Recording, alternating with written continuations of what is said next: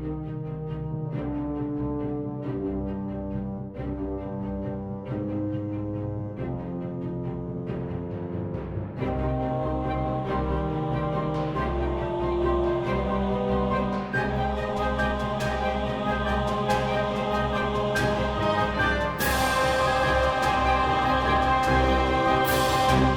and welcome back to Adventure's Edge, Heroes of the Vale, episode number 14. Hello. I had to pause there because I was looking at my sheet. To see what number we were on. What number we're at. Would you be mad if I wrote lyrics to that intro music? Oh, that would be awesome. Are you like you want to actually sing during the intro? As Zinnia, right? Yeah. I think you need to call this if it is a bluff. I don't know what those lyrics would be. I don't know. It just popped into my head. Because I suddenly wanted to blurt out in the middle of the intro music. And I had to stop myself. So you just want to have an excuse for just blurting out randomly. Apparently, yes. Yeah. I say perhaps we add that to the list for Patreon people. Right? They can get the exclusive song. The exclusive recording. It'll be on its own feed. This is the Patreon. The only difference is that Zinnia sings the intro. Oh, no. Yeah, I think we want to actually get people to I was going to say, give us money. Can you refund Patreon? Oh. That's did I go too far? Yeah. Is that what did it? I'm wounded. You cut me till the core. Okay, sorry. Yes, we're on episode 14. We are. Yeah. And we're just chilling. Yep. Yeah, we were successful. This is the chilling episode. Yeah, well, we sort of had a little bit of that. We had our recap at the end of episode 13. We kind of decompressed. We spent a little time. We did. We marinated in the moment. Ooh. Okay. Back to life. Yeah. Back to reality. Yeah, I don't feel like that happens enough in a normal tabletop game. I think it's just continually plowing on to the next adventure and trying to do something a little different. Are we going to Skyrim this day 512 playing Skyrim of sitting around, cleaning the cabin and decorating. Yeah. Oh my God. Moving one armor stand across the house. Did we all do that? Everybody. Yeah. If you played it for that long. I had that one room where I just started throwing stuff into it. And so the entire room was just literally this mountain of magic items. And then because of the physics, every now and then, if you step into it, things start flinging around and it's utter chaos. You're trying to pack the whole place. Yeah. Yeah, it's just so much. Ridiculous. I spent 500 hours at least on that game. So that's what Duran is doing. Yeah. Well, you know what? We're going to, before we get to that, I don't know. Do we need a recap? We kind of recapped the end of the show. I guess we maybe do a really quick. Did somebody have a quick summary? Did you guys kind of think about someone that? Said something about it. Yeah. I wasn't listening. They all look at me. I always have a recap written. All right. Well, we should keep that going. This feels like a good opener. So yeah, it is the recap there, Trump. Right. Well, we are officially heroes, or something like that. After knocking down barricades, finding old treasure, clearing out, even defeating the tempting lure of ancient mysterious dungeons, and certainly filled with glorious treasures, we instead retrieved all the needed components for the Black Mold Plague, and returned to town via the river.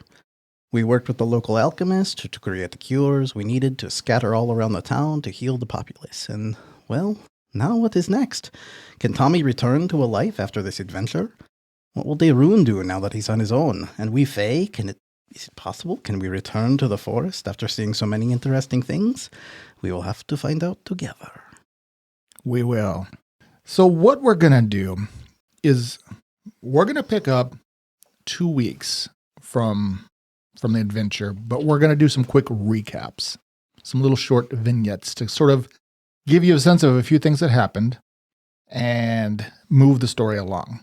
So the first thing we're going to sort of recap. And if you guys feel like you want to get in and do a little role playing, or if you feel like you can kind of just visualize it in your head, what it was like, because I don't want to deprive you of any good moments, but post, bringing the cure, you guys basically all went home and slept, right? And then you got up the next day and word was beginning to spread that the cure's out and people were starting to get better.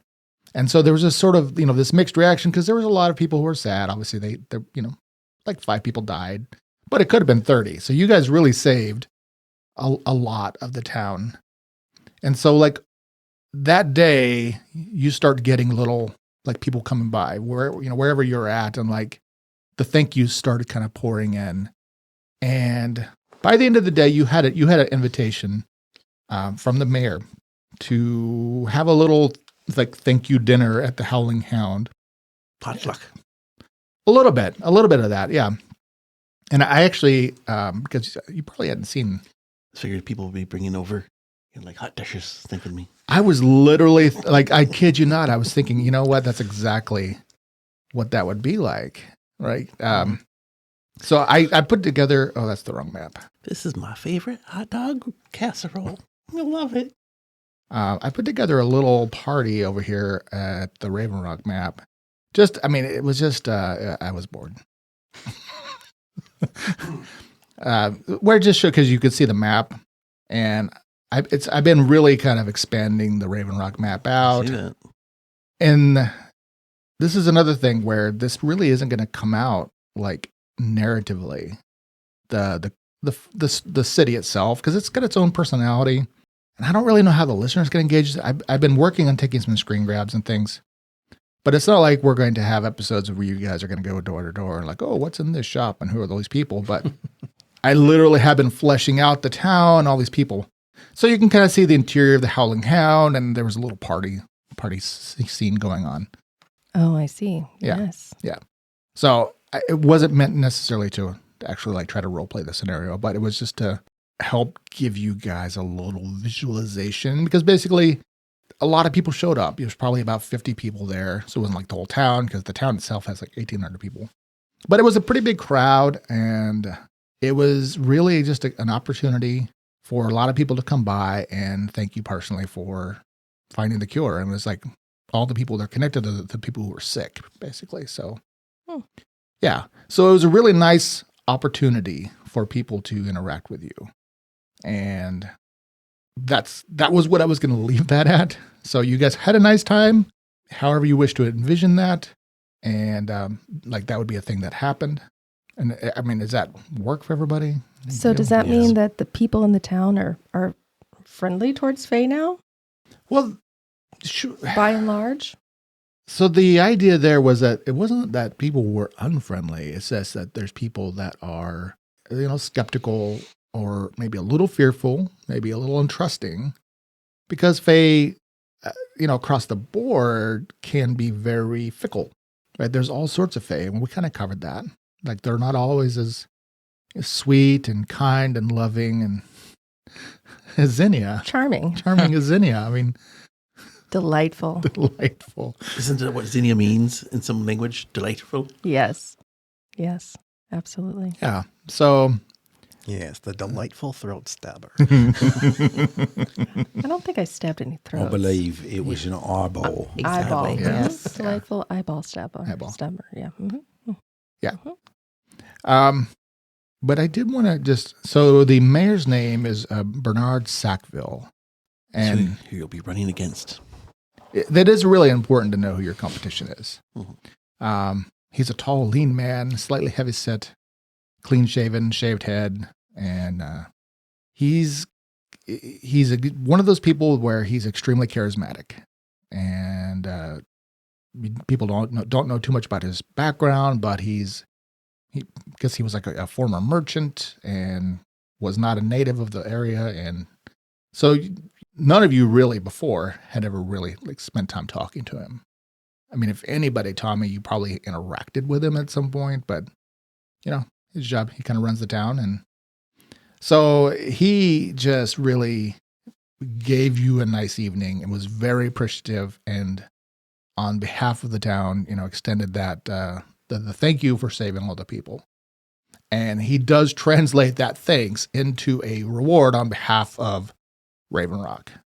So, and he wasn't really sure. And we just talked about this before we got on air, whether the Fae would want coins, but he doesn't really know what else to offer you. So he's going to offer you collectively some money that you can do with as you wish. I think we're going to do some shopping off air. So he gives the 5 of you 150 coins, like together, not each, which silver coins, like as a thank you. But you do find over the next 2 weeks that many other people come and also individually express their thanks, and by bringing you foods and by bringing you little gifts, and not necessarily like family heirlooms or really expensive things, but trinkets and novelties and things that they feel were important to them to let you know that they appreciated you. So that was really what I was kind of imagining the first part of the week was. But then I also really wanted to real quick just have like individually like a quick little scene for your characters, because we have some perhaps unanswered questions. And I did want to start with Darun, because Darun, of all people, I mean, you now have had a personal loss here. Yes, that's true. Yeah. So we're just going to start, unless anybody else has anything they want to throw in. Okay. I'm thinking it's been a few days. Umros has been laid to rest out in the cemetery. There were some legal things, and a barrister came and spoke to you, and Gilda's coming. She basically spoke on your behalf that on his deathbed, Umros, he had already filled these papers out, but basically just bequeathed you everything he had, which, you really didn't think was all that much. I guess. I mean, I really didn't go through his personal belongings that much, like a couple of things, but I will. I first have to figure out. I think I need to get messages back to the Earth Elders, and I don't know how. So I'm going to put that pin in that. Yeah. But I will. I mean, if I've got his stuff, whatever it is, I'll go through it and see if there's anything that is helpful. Sure. Well, so he's a small 2-story cottage style house. I mean, it is on the map. I didn't map the interior. It's pretty simple. If you feel like that's something, we were just joking about Skyrim. If that's feel like something you want to like. No, I will have a house. I will own a deed to something. I could do that. Yeah, I could handle that. Yeah. Okay. I'll take a deed to a house. Yeah, I mean, it's not nothing. Yeah. Right. I mean, it does mean you have to pay, taxes, but I don't know. Do heroes pay taxes? Yeah, they do. Oh. I'll just say, if anybody comes up to me and keeps on giving me food, to say, you can just go pay my taxes. Chip in on that. Yeah. So there's all the different things you would expect to find in kind of an older man's house. He wasn't really a big collector. Guild helped keep the place clean. He wasn't a hoarder and all that. But, and not to spend too much time, but going through it, you do find, one of his journals that talks about the Earth Elders, and you find out, like, speaking of, like, how to reach out and send some messages, who to communicate with. But he didn't really, like, write you a long letter or anything. It was just like a short sort of deathbed note that he probably had meant to write, but basically it was like a paragraph that was just written, like addressed to you. And it was, Darun, if we don't meet again, as you know by now, everything is yours.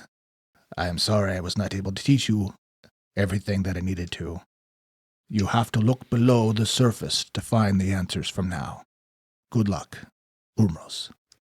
And that was it. This little cryptic, sparse He was note. always a vague man. He was like, it's extremely vague. Yeah.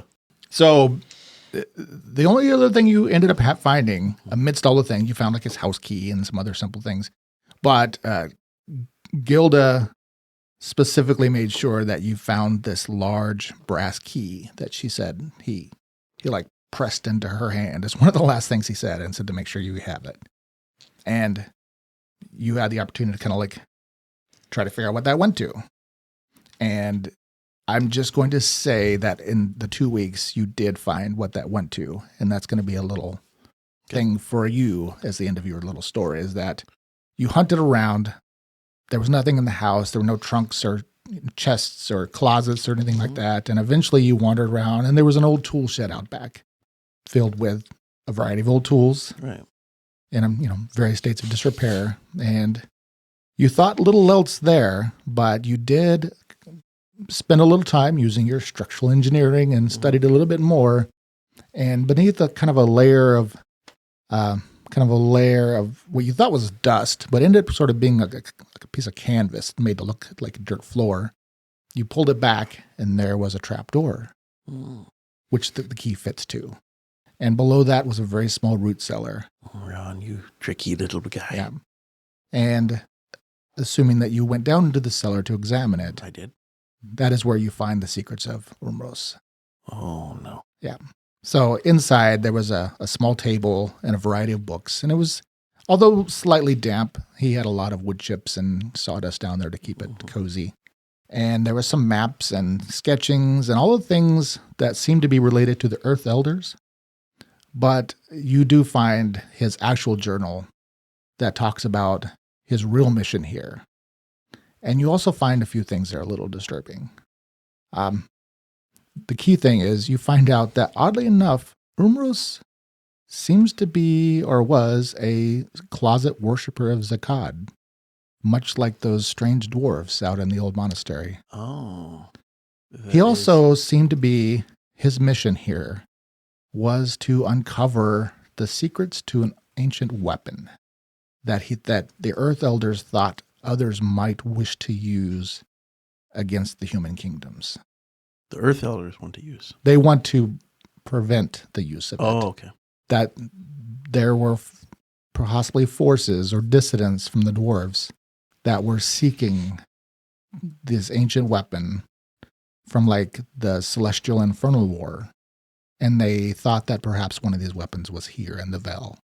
And that was really why he was here, was he was trying to find the secrets of this thing. And now that mission has been imparted to you. Did he have any notes on any thoughts of where it was, or Nope. That's, any dated times of when this journal was? Like, I mean, captain's log. his most recent stuff was probably weeks ago. Okay. I mean, yeah. I would also like to. I did have that bag of jewels. I know you said off table, but is there anything in there that the kobold gave me? It said I detected magic in that, and I found one. There was one, the ruby Oh, radiates faint conjuration magic that you guys had already had the opportunity before we did this to like spellcraft and whatever. Mhm. And as of this moment, other than identifying the faint conjuration magic, you don't know what it does. Okay. So presumably it's still on your person, and you guys can do with it as you wish. So I found out that he was a follower then of Zucros, right? That was his name? Zakad. Zakad, not Sucrose. The sugar god. The so- sweetener god. There is All a right. sugar god, I'm sure, right? All right, so we're gonna move along now. We can take questions at the end. Tommy, I'm imagining, and you can tell me otherwise, is that, after the first day of making sure everybody was okay and checking on Bree and the party and all that you basically went back home and, cleaned your house and washed your dishes and got your laundry done and realized, okay, I guess you have to go back to work. I mean, Yep. got to pay the bills. I mean, that's really, Yeah, those taxes aren't going to pay themselves. yep. So back to work for me. Yeah. And so here's what I would like to kind of, do this with you. So you get up and you do all your morning stuff and you go down to the docks and you kind of check in with the foreman there at the Scotch Woodcock Fishery. And I mean, everybody, like, they're all ready to work, but there's also that, the friendly rapport that you normally had. Like, people are like clapping you on the back, and it's like there's that little extra good on you, Tommy, that you're feeling a little center of the attention. And it feels, it feels good. Oh, yeah. Yeah, feels Tommy's a good. big fan of that. But it also feels a little weird. Like, all right, well, you go and you put in your first full day work and do your stuff, and things like very quickly start going back to normal. But Mhm. you don't feel normal inside. Like, there's that feeling. Like, yeah, like there's a whole world out there now, and I don't know. Sure. So I'm thinking this is about 5 days after the event. You've just, spent the day working and kind of you coming off the docks and getting ready to head home. And there's that kind of the long, winding boarded walk that leads from the docks into the town. Mm-hmm. And, probably told some of your friends, maybe you'd meet them for a beer or whatever, the normal stuff. And as you're walking, you see a woman kind of with her arms over the rail looking out over the river. Yeah, his face really says it all. I'm imagining it would speak to Tommy, but a little bit. Sure. A little bit. Maybe just a little older than you. She's kind of wearing some somewhat practical but tailored traveling clothes. Sure. And she's got long dark hair pulled back. She's got an attractive, strong face. She's not overly effeminate. She's got like a toughness to her. You could just see it. She's well tanned. You probably do kind of like appraise her as you come. And you notice that she's wearing on her hip an arming sword. She's not your typical townie. You don't recognize her. And, as you come walking by, would Tommy call out? Would you say something? No, I'm not going to cat call. No, not cat call. Not cat call. Because she turns and looks at you and just is appraising you as you walk by. Can I help you? Well, possibly. I've been keeping an eye on you there. Tommy, is it? Yeah, it's Tommy. Thomas, if you like. Thomas. I've noticed you the last few days. I hear tell you've put on quite a feat recently, you and some friends of yours. Well, just saved, I don't know, a lot of people. No big deal. It's a big deal today. And everybody's going to be clapping you on the back and glad handing you and bringing you things. But they forget, the smiles are going to fade. Pretty soon, months will go by and it's just going to be another day. The day in the life of Thomas. But I think you might be more than that. What do you think, Thomas? Oh, and my name's Morgan. Morgan Gillett. Morgan. So, what brings you to our town, Morgan? Recruiting. For what? Let's just say a patron of mine is needing some local talent in the future, the very near future. And you look like you might be some local talent. Talent for what? Well, we'll get to that. This is more of a pre-screening conversation. You've accomplished something. You stepped out of the norm. You stepped up. Not everybody does that. Not everybody's willing to put their life on the line. Things are happening. Things in the bigger world. Dangerous things. Things that might eventually come to this lovely little Vale of yours. When that time comes, there's people who need people like yourselves to help shift things in the direction they want them to go. So, just seeing if you're interested in possibly exploring more than this. Yeah, I suppose I could be talked into something. Well, keep your friends close. Don't let them wander too far away. You might need a group of people you can trust at your back if you're willing to take a job for the right amount of coin soon. I'll keep that in mind. Nice. Well, Thomas, it was a pleasure to meet you. I'm going to be on my way, but I shall be back in the coming weeks. I'll check on you and see if you are ready to take action. So I want to kind of flick my cap because I have my leather cap on. Oh, yeah. Give her a wink and say, don't check too hard now. And give her kind of a smile, and she'll give you a smile back. Old Tommy's got it still. Okay.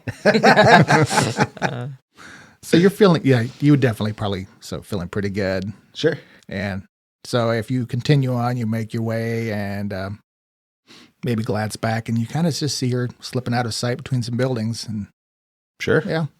And that's the last of you see of her for a bit. She doesn't show up the next few days. And okay. Yeah, it looks like things are going back to normal. You keep checking on your sister and she's doing well. Healing well, almost back to normal. We'll come back to you and her in just a moment, kind of speed things a little on here. So, But let's quickly move over here on the Trunk. So Trunk, this is kind of an interesting scenario, right? Because this is not your hometown. I mean, you know the people that you've met here and a few others, and there definitely have been quite a few awkward conversations. I don't know how personable Trunk would be, like with people like wanting to bring him some stuff and thank him. I mean, he's pretty affable.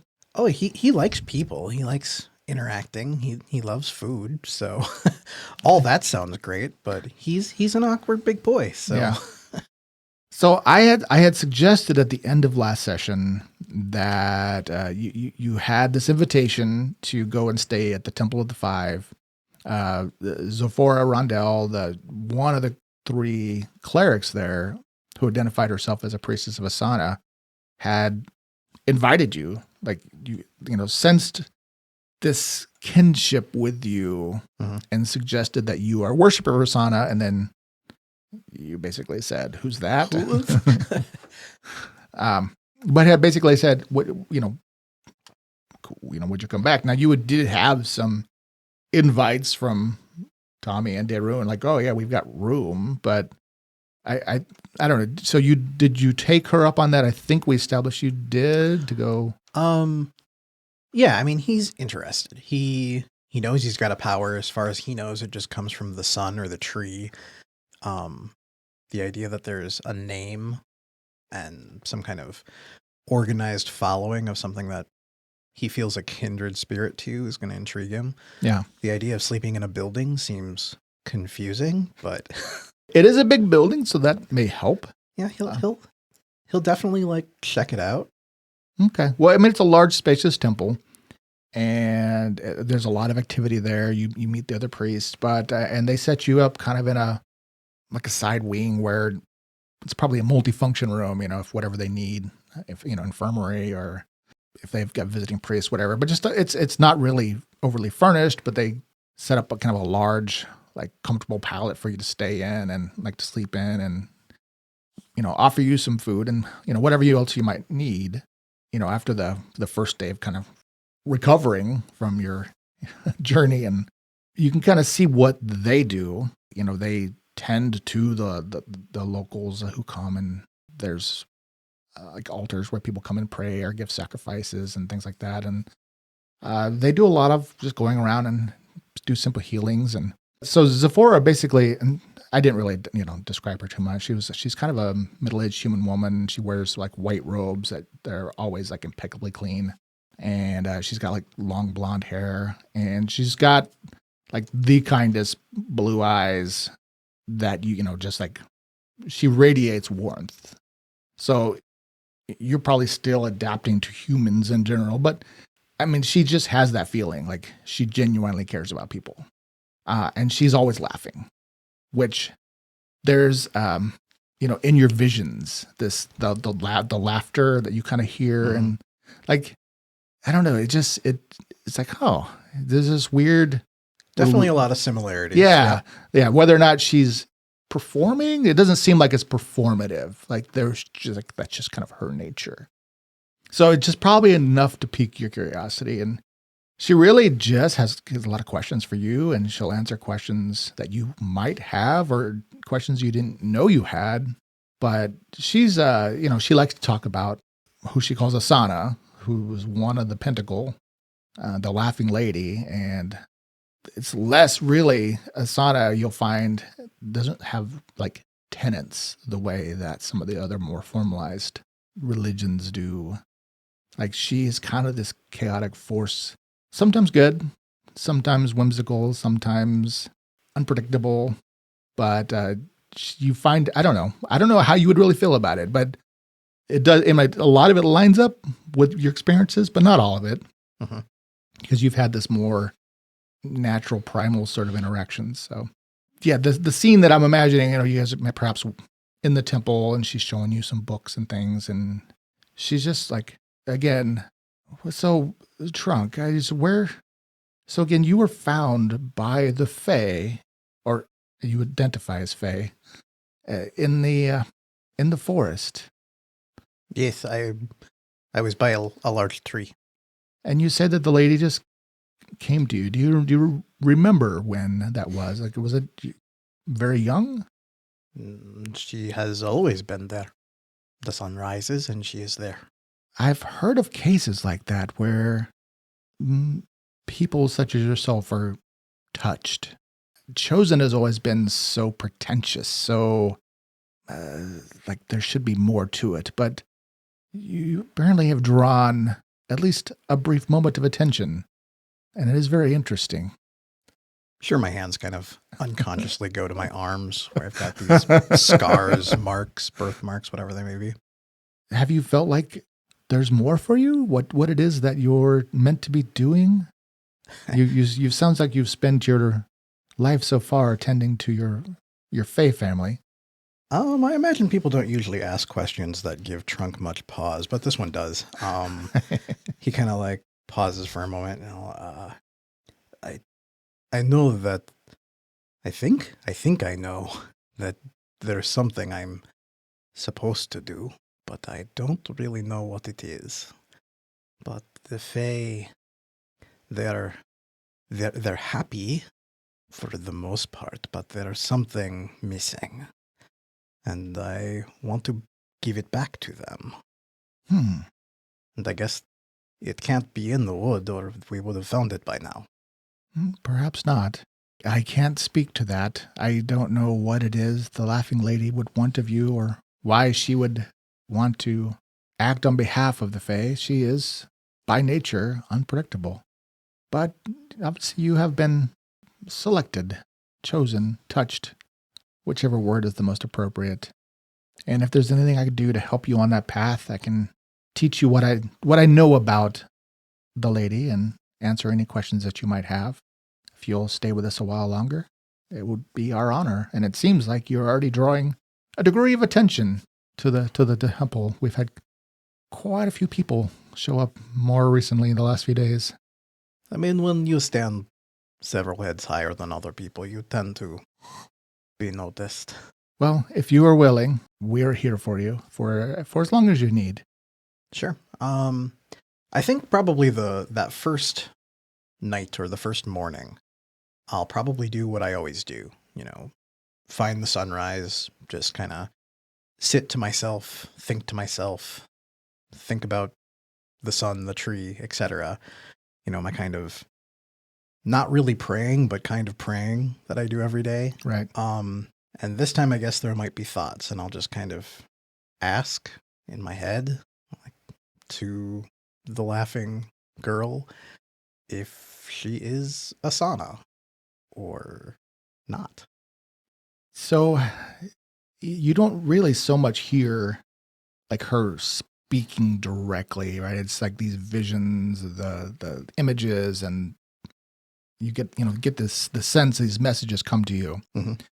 And the laughter that you get, that feeling that is especially warm, like as close to a confirmation as I've ever gotten.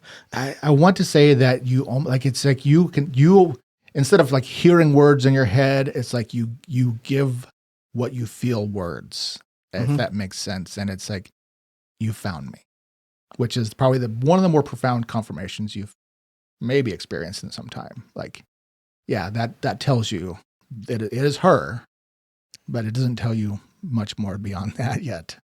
I mean, I didn't expect that yet, but yeah, it sounds like I'm going to have to learn how to read or something. Well, perhaps you can spend the next week working on that. Trunk goes hooked on phonics. Hooked on phonics. Mhm. Well, we already know he's got a shortcut where he can do the cast the spell and then go and start teaching himself. Yeah. I can learn how to read 10 minutes at a time. All right. And yeah, in the interest of time, Bramble, sorry. You might be the most out of place right now. Like everybody really has gravitated to something, and they've just sort of been busy. And while you're there, and you've probably been staying with Zinnia and Bree, and I don't want it to be sad for you, but they have this connection, right? Like it's, it's not one that you've really had. with, like a human child that way. And like your connections thus far are all your friends. This has been quite an adventure for you, and you've met a lot of people, and you've still been very well embraced and probably asked maybe even to perform. I don't know if that'd be something that you would choose to do. Yes, definitely. To hone your craft and go play at the tavern. But about a week after the event, you get a letter. Ooh. I know. It is actually a letter delivered by a sparrow. Cool. And the little bird, it's not a magical bird, but clearly it is magically guided. Mm. And you would suspect, probably from a fae when it comes flying into the window and drops the little note that's kind of tied up with a small piece of like vine. And when you open it up, it is a letter from Birch. Oh. So, and it's like, "Hi, Bramble. It's been some time since you helped us out in the woods. You really are good at that. The band's not doing great. Oh. Oh, no. We have 3 weeks till the performance now. We could really use your help. There's just something about the way that you led the band, and we just know that you would be the best to help us out to perform at the festival. The Ermine King is going to be dreadfully disappointed in the current state of affairs. We're missing you. Please come back. Yours truly, Birch." And then there's like little like flower designs all written on it. And like, that's it. Ah, I see. Wow. They do sound like they need help. So They do. I don't know. I wouldn't want to leave without letting people know where I'm going. But Right. I probably. I mean, you don't have to either rush off. I mean, it just, you've got a little time, but it's just, there's this call, and it's been weighing on your mind, now probably for the last few days. I don't know, if we want to do anything else for you in the town. I don't want to deprive you of anything, but like, you feel a little displaced, not unwelcome. Mm-hmm. You've never felt unwelcome, and Zinnia, no doubt, has loved to have you here. Yes. And Birch is useless. Yep. So we're going to jump to Zinnia so that we can get on to more pressing things. But Zinnia, Yes. so you would think that things would just go back to normal. I mean, Bree is delightful and everything is, she's nearly fully recovered. You're getting to see Tommy even more. He seems to keep checking on her. Yes, that's been great. So after a few days, she feels like she's ready to go out and she wants to go out and go walking. And you go with her probably out just outside the town walls. And there's like fields of flowers where you kind of go collecting things for flower chains. And the two of you are out there walking. And I don't know how you just. I'm flying. Well, yes. Okay. Yeah, you're flying about looking for pretty flowers, and she's there, and she's got a nice little floral dress on, and she seems happy. Like you can hear her laughing and giggling. And Zinnia, look at this one. Oh, look at this little. Oh, look at the butterfly. It's a relief. Yeah. Yeah. Yep. Spring. Spring is coming on, and the weather's really changing, and. It was probably where you guys are sitting there, maybe having a little lunch that her mom packed. And she's like, Zinnia, I'm going to be 9 here in just 3 weeks. Oh, 9. Ma says I can probably get a job soon. A job? What? Just start an apprenticeship. As I think that's what they call it. Okay, Zinnia doesn't even understand, a little bit. That just seems completely ridiculous. What in the actual... Guess who learns a new word today? Well, wait, don't you have what do you do, Zinnia? Do you have a job?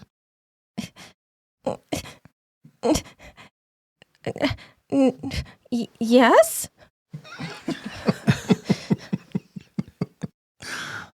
Well, I mean, I know that you're a wizard, right? Yes. I know. I've been trying to decide. There's an apprenticeship open to possibly do weaving. I like doing the flower chains with you, and I've learned a bit on how to sew. No. No? No. Oh. No. Oh. That sounds like a terrible idea. Oh. What would you like to do? I think you should become a wizard. Oh. You can be my apprentice. Apprentice? Apprentice. Apprentice. You can be my apprentice. I don't know how to be a wizard. You don't know how to be a weaver either. Well, but what? Why are you bullying the child? Unexpected side turn. Oh my goodness. Oh, huh. I don't know. I don't know anything about how to become that. I mean, I'd like to be able to do that. Don't you have to be special? Bree, you are special.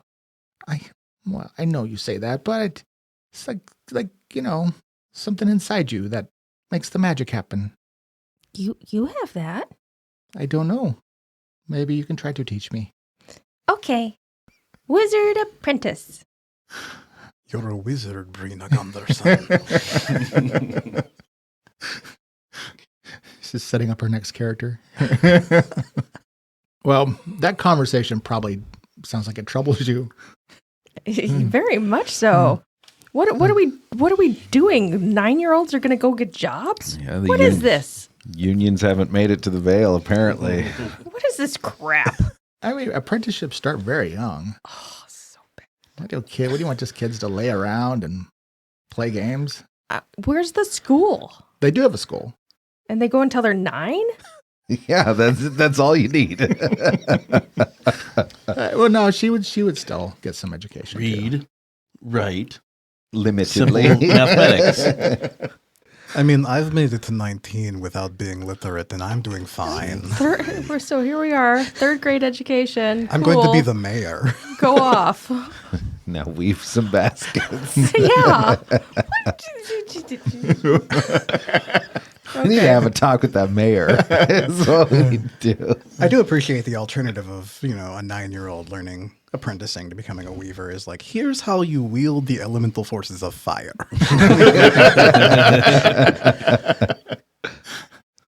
All right. Well, it sounds like though that was a moment for Xenia as like the reality that this child is still a child. That we're not trying to say anything different, but she's growing up.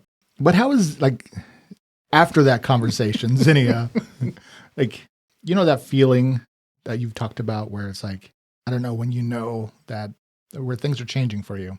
Wait, I'm getting really confused right now. Are we talking about Zinnia knowing, or are we talking about me as a person knowing? No, like Xenia knowing. Oh, okay. Like when, that restlessness or that worry or that things are changing and Right now, Zinnia is just like gonna go have a serious conversation with Mother Gunderson. okay. Oh, no. Because like, You go give her an earful. yeah. Okay. All right, fair enough. So we are going to be readying for a funeral, I'm guessing. Okay. Well, we will leave it at that for now. But speaking of the mayor, so this is now like 2 weeks later. And thank you all for like bearing with this. Because we're moving on to something bigger now. So, Tommy, you actually get the message from the mayor, probably one of the runners, and just requests that if you could, you and your friends come to the mayor's house. Sure. Is this for the party, or has that already? No, that already happened. Okay. No, this is like a private invitation. Yeah. Well, I will hop up and get right to collecting everybody. So yeah, you get this private invite to the mayor's house. So I don't know if you want to quickly address everybody. It's a little cryptic, but it's basically saying your services are requested. Sure. Well, I imagine I would have to get everybody, like physically go to the various houses to go collect everybody. Yeah. And explain. Looks like the mayor might need some more help. I don't know if you'd be interested, but he looks like he's looking for the whole gang. So just want to let you know. Kind of like that, because I don't want to tell anybody to come with me, but... Yeah.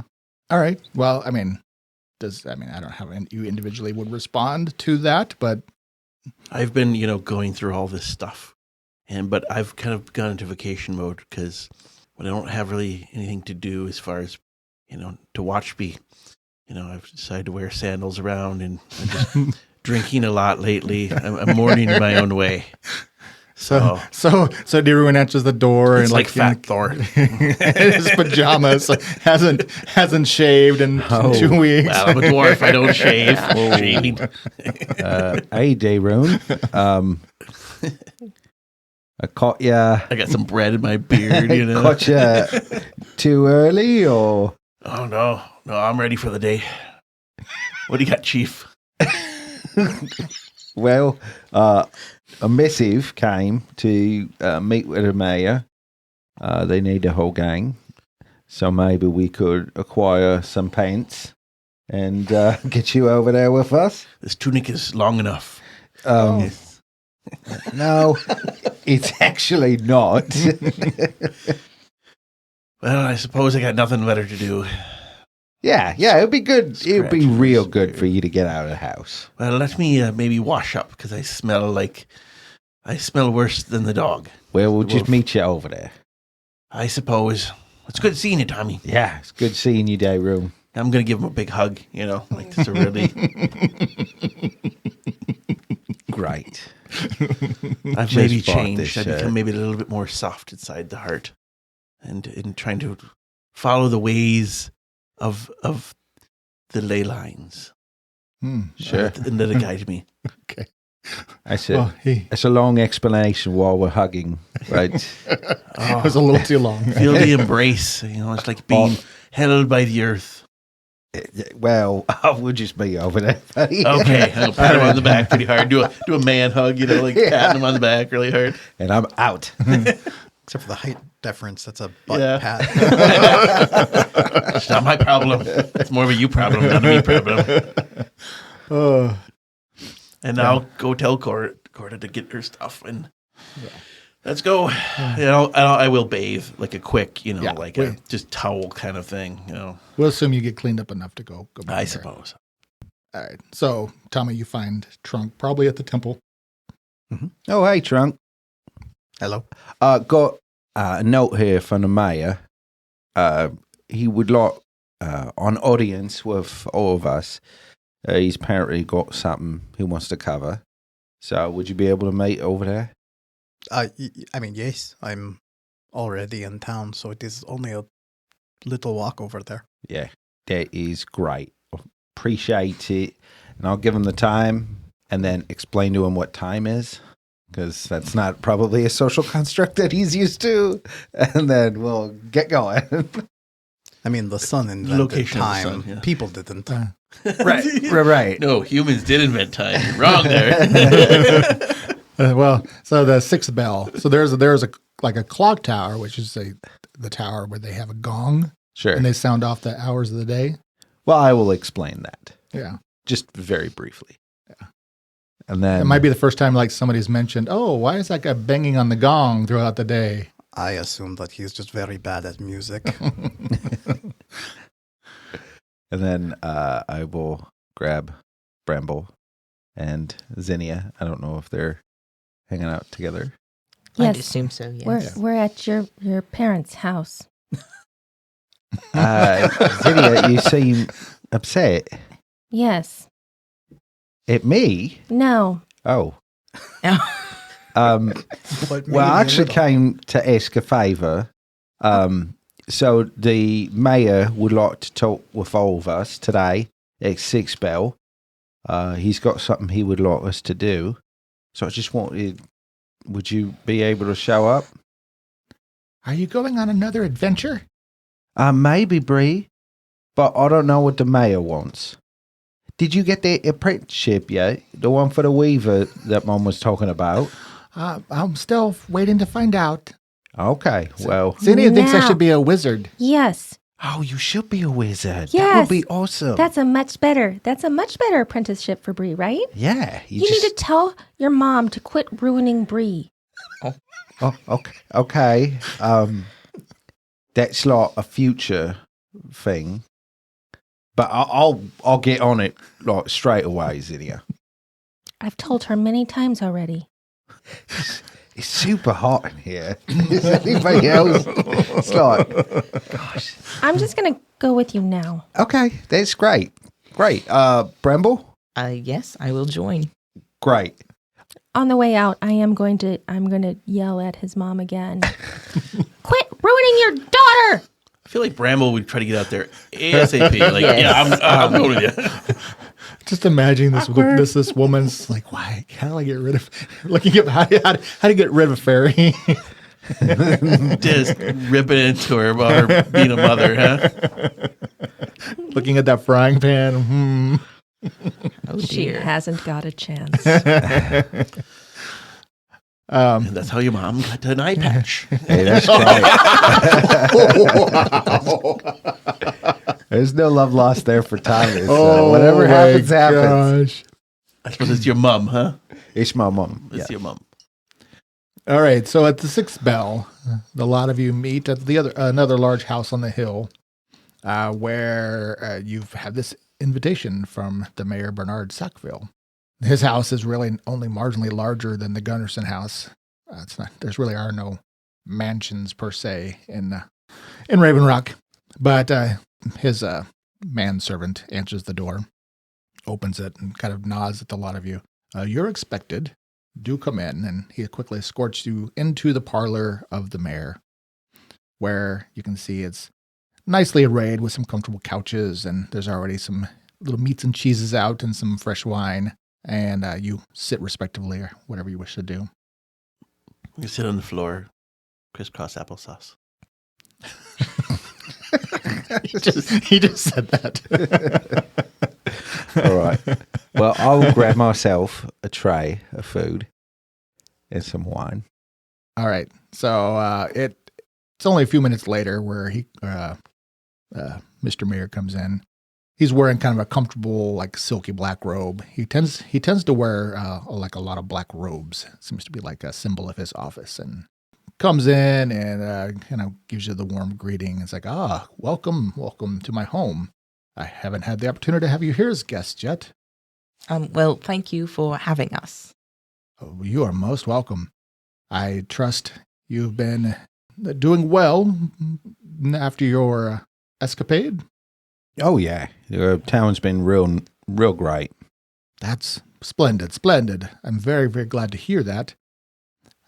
Sometimes after these ordeals, it takes a little bit to recover, but it seems like you're doing quite nicely, which is one of the reasons I might be asking you here tonight. So I'm going to cut to the chase. By the way, did everybody get some wine and some? It seems like you have. Mm-hmm. So he goes and pours himself a glass of wine and sits down.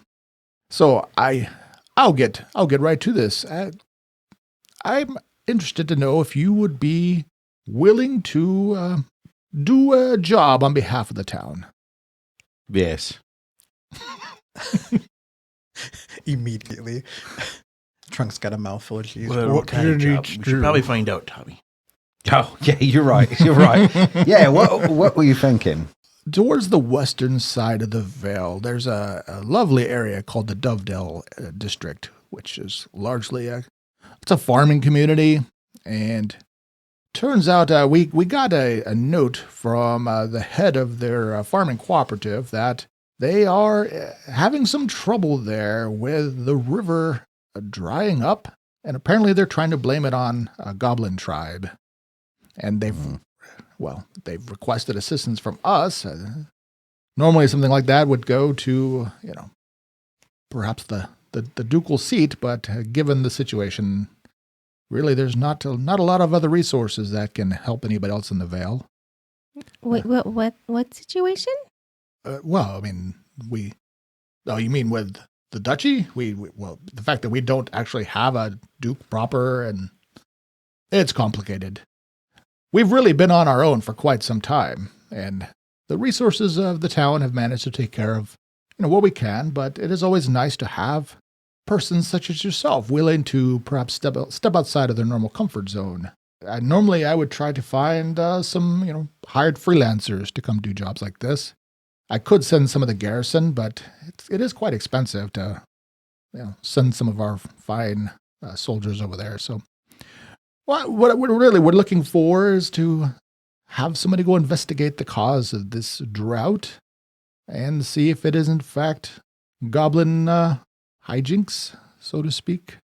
And is the expectation that we just report back, or do we take care of the problem? We need the problem, whatever it may be, to be resolved to the satisfaction of the local farming cooperative. So, yeah, I could help with that. Well, I could have a question, is what I meant to say. Zinni, I think that I asked my question to you earlier. Could you repeat it? What is the expected compensation for this? That's right. I mean, he just said that he could not afford to pay anyone, so I think he wants us to do it for free. Oh, no. It is probably less expensive to send yourselves instead of half a dozen of my finest. Well, we should find out what you consider less expensive. Well, the farming cooperative is offering 100 silver to deal with the problem. You could always try to negotiate for more from them. But in addition to that, on behalf of the city, I'm quite willing to double that amount by giving you another 100 silver. So that should cover your expenses to travel there. And if anything else maybe arises, we could help you out further. So we're doing it for free. We just get a per diem. No. Covering our expenses? Well, It would more to cover the expenses. I don't have to live off 100. I mean, I could find a way to live off 100, it's dividing it 20 silver, I mean, I got nothing else to do. Yeah, I mean, I'm really in a rut the trip here. would really do you some good. I could get out there and get some fresh air. And quarter too. Yeah. Oh, yeah. Yeah. And she immediately gets up and however a dog can smile and say yes. Comes away from the cheese platter. Yeah. So, Xenia, Zinni is so annoyed with you guys right now. She doesn't even need money and she's annoyed with you guys. we could do it, is what I was thinking. Be like the old times, 2 weeks ago, Zinnia. Yeah.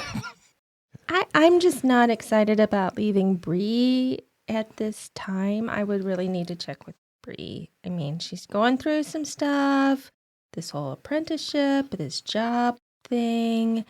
I'm not 100% sure if I can commit to this low-paying gig. It's not low paying, it's average paying, which is slightly better. How about you just give your share to Bree then? Well, you're concerned about her. I mean, wouldn't that get her in a financial position where she doesn't have to take apprenticeship? Isn't there that wizard in town?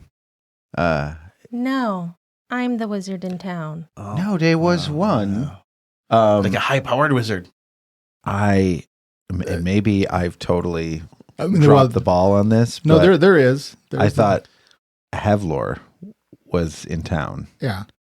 and Right. he's a wizard, right? Yeah. He's in town. So maybe Bree could apprentice with Havlor while we go out and take care of the problem. I think you're missing the point. I think the point I is think you're missing the point. I don't think she wants to go. What if Well, you asked that's the fine. mayor to give Bree a temporary The mayor is spot not here in town? That would then keep her from this other apprenticeship, and clearly her mother would be like, oh, that's way better than you learning how to Yeah. do whatever we were going to do. that's a great idea. Trump has a great idea.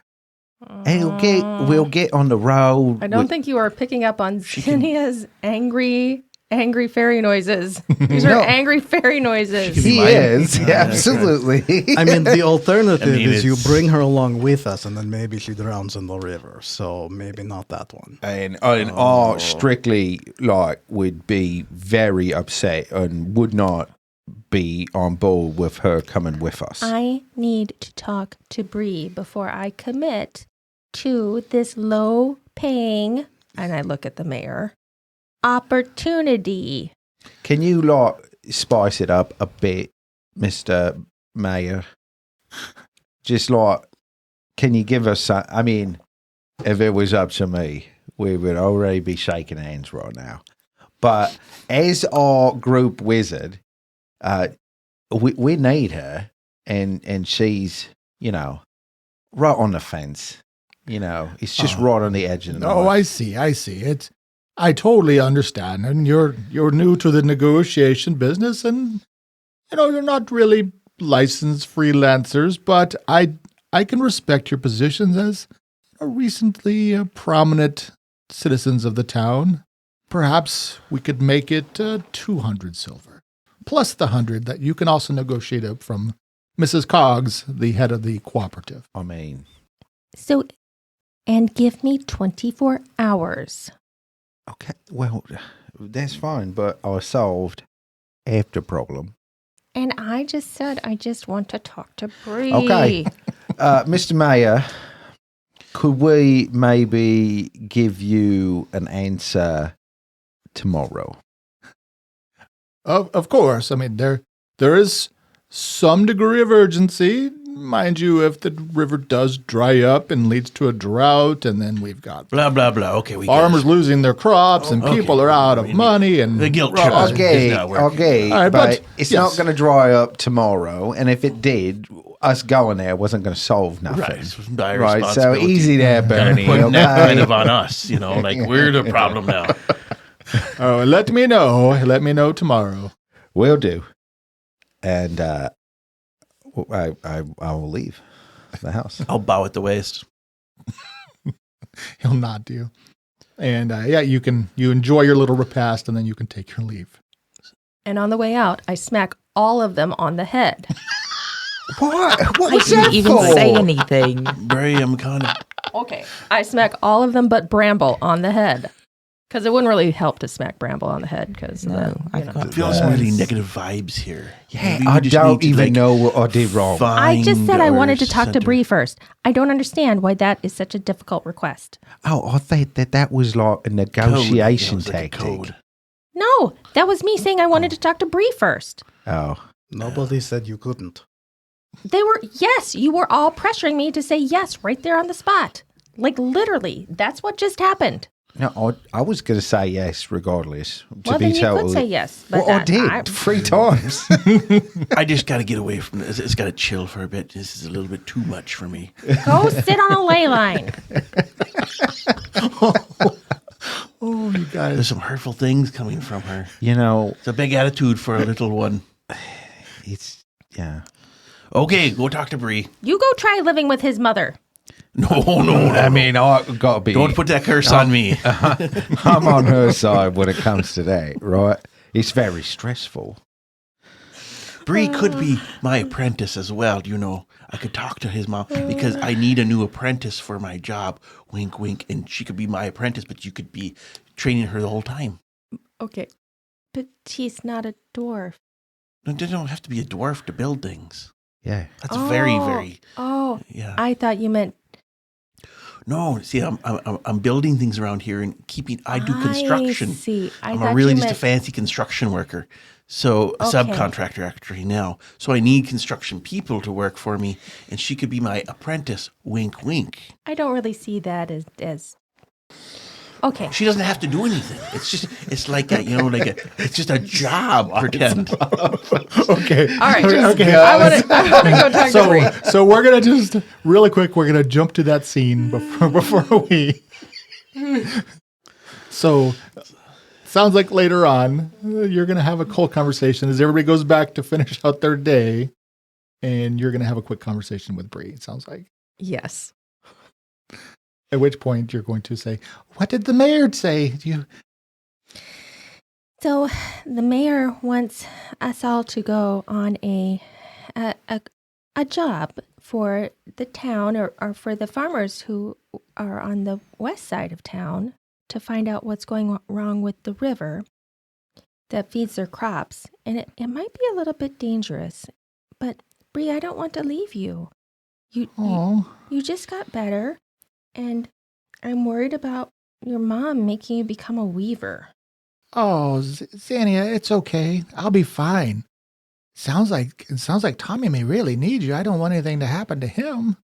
What if he goes off and gets hurt and you're not there to keep him safe? But he'll have Daerun and Trunk and Bramble. I think it's a good thing. I think you probably would enjoy spending some time with Tommy, and you can go and use your magic and keep them all safe. But what about your mom? It's fine. I can take care of Mom. Are you going to become a weaver while I'm gone? I don't know. No, not while you're gone. You'll be back in a few days. Are you sure? Yeah. Okay. Okay.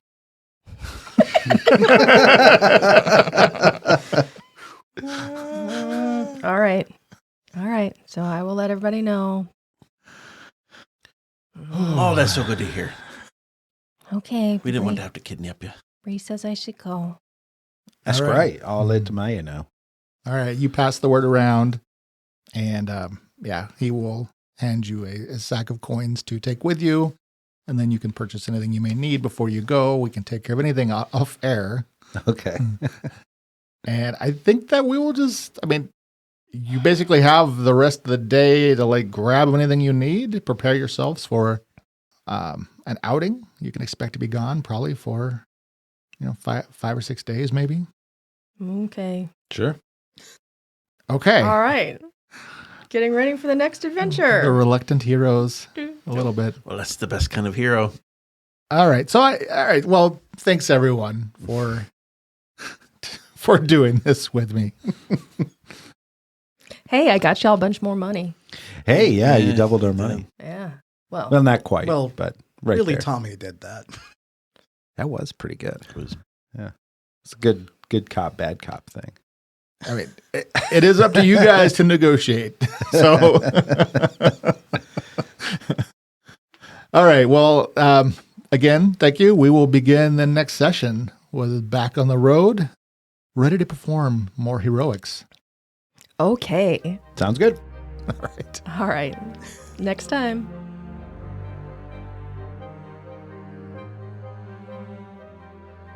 Thank you for listening. If you enjoyed our show and want more, please leave us a rating and review on whichever platform you use. And of course, feel free to share us on social media. We'll be back next week with more adventures in the world of Tellus. To tide you over, you can read more about the cast, characters, and the world of Tellus at adventuresedgerpg.com. And if you're going out on your own adventure, remember, we are all the hero in our own story. But some of us are villains in other people's stories. Stay safe out there.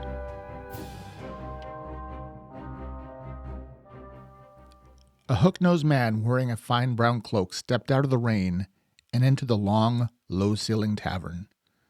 A crowd of laborers filled the room with shouts and laughter, thumping their flagons for more ale, as a pair of women danced with scarves and bells on the small center stage beneath the haze of pipe smoke and glowing blue lights. He made his way through the crowded tables and up the short steps in the back that led to the private booths, slipping through the curtain in the corner and sliding in across from a bald man with beady eyes. "Nerval," he greeted the man. "Don't call me that, Osbert." "Oh, don't fuss, Nerval. No one can hear over the din. And in a moment, no one can hear us at all," Osbert said, as he slipped a silver amulet out of his tunic, rubbing the green stone which began to slightly glow. He poured himself a glass of wine from the bottle already at the table. "So tell me about these interlopers and how you're going to fix this problem. I'm not seeing much desperation going around." The bald man took a long drink of his own. "They're nobodies, wannabe heroes." "Well, these nobodies, as you say, saved too many lives. We can't have them interfering in the next part of the plan. Don't worry about that. An opportunity has presented itself to get them out of the way for a while. And if all goes well, maybe they will go off and get themselves killed in the process. We shall see, Nerval. We shall see. His lordship won't be rewarding failure, and I don't plan on failing. Neither do I. We will both be very rich when this is done. Very, very rich.